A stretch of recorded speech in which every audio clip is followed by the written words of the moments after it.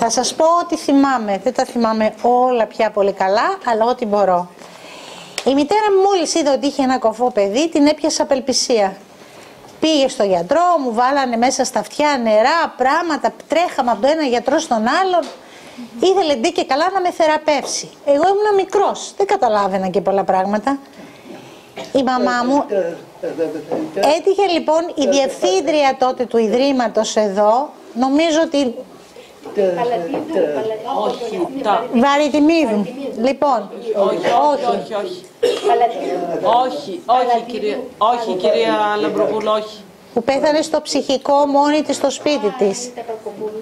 Ναι, ίσως εννοεί την κυρία Ταμποκούρου. Τέλος πάντων, η κυρία τότε αυτή ήταν και η κυρία Ισιδώρου. Ήτανε φίλες, ήτανε συμμαθήτριες και της είπε λοιπόν, ήταν εδώ στο Ίδρυμα διευθύντρια, φέρε το παιδί σου εδώ στο Ίδρυμα το 1938.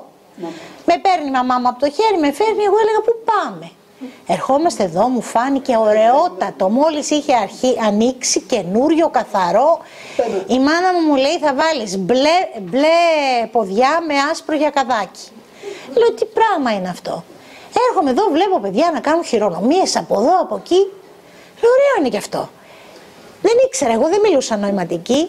Μου λέει λοιπόν η μαμά, αυτό το παιδί είναι από την Αφρική. Και επειδή οι μαύροι έχουν μεγάλο στόμα, μεγάλο κάτω χείλη, οι κοφοί με βαφτίσαν έτσι, Σούλη.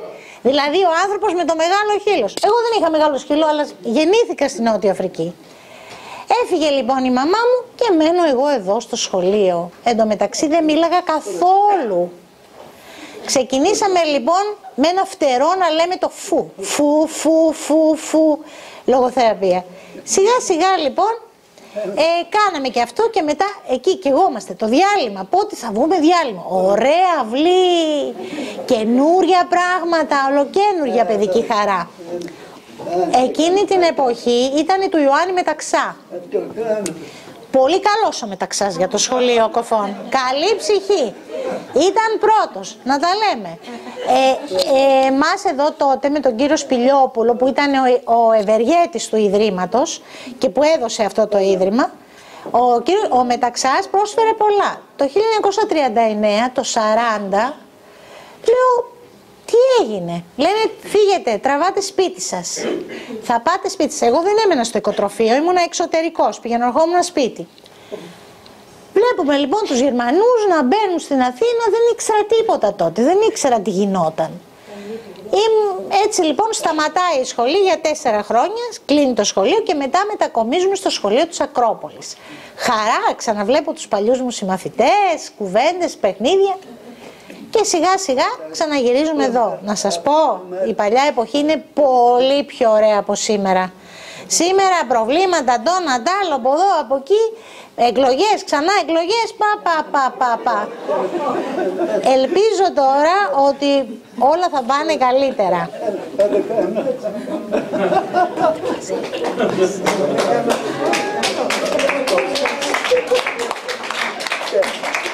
Ήταν εδώ πέρα κάποιοι κοφοί, να, ο Τάκης ο Ζήκας, άτακτος, πολύ άτακτος, ο Στάθης ο Τζούρος, τον έβαζε η δασκάλα φυλακή απάνω εδώ, είχε στο δώμα από μονοτήριο και κάθε φορά ήταν τόσο άνεκτος που τον έχωνε εκεί πάνω. Και εγώ μικρός ήμουν πάρα πολύ άτακτος, αφού έπεσα και χτύπησα εδώ και έκανα ολόκληρα ράματα, εδώ, μες στο πόμελο της πόρτας.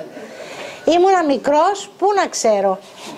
Ο Γρηγόρης, πολύ κοφή τότε, ο Μαναστηριώτης, καθηγητές αυστηροί. Δεν ήμουν καθόλου φρόνιμος, έτσι. Ξύλο, ζωηρά παιδιά, όλα πάρα πολύ. Εν τω μεταξύ η μάνα μου δεν ερχότανε.